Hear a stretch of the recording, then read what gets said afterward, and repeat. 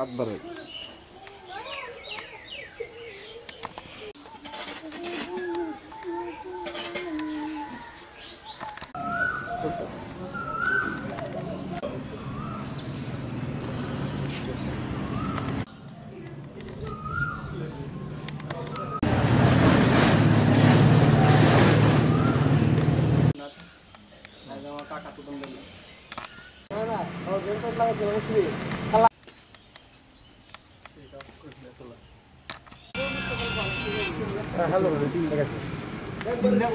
পরশুদিন রাত্রে আমাদের পাড়ার মধ্যে কিছু দুষ্কৃতিকারী প্রায় 10-15 গাড়ির মধ্যে আগুন দিছে, দিয়ে সেটা গাড়ির ছাদগুলা পড়ছে। তো সৌভাগ্য কোনো বাড়ি ঘরের মধ্যে আগুন লাগছে না বা তেমন অতিরিক্ত বেশি কোনো গাড়ির সিলিন্ডার ব্রাস্ট হয়েছে না। কালকে রাত্রেও 5টা গাড়ির মধ্যে এসে আবার আগুন দিছে সেম দুষ্কৃতিকারীরা।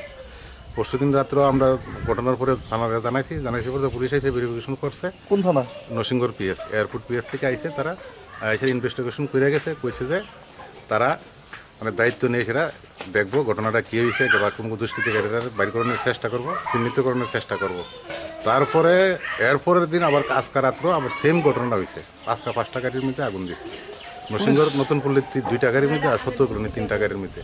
পুলিশের ভূমিকা কি? পুলিশের ভূমিকা আমি তো তারা কোনো ভূমিকা নিতে দেখতেছি না। তারা তো কোনো অ্যাকশন নিলে কি পর অতিরিক্ত এতগুলো ঘটনা হইতে পারে, এতটি গাড়ির ক্ষতি হয়েছে। এখন আমার আবেদন প্রশাসনের কাছে যাতে এই ব্যাপারে একটু সুষ্ঠু তদন্ত করে সেটা নিরপেক্ষ ভূমিকা নিয়ে সেটা দেখে কোন দুষ্কৃতিকারী বা দুষ্কৃতিকারীরা চিহ্নিত করে যাতে উপযুক্ত শাস্তির বিধান করে, এটি আমি চাই।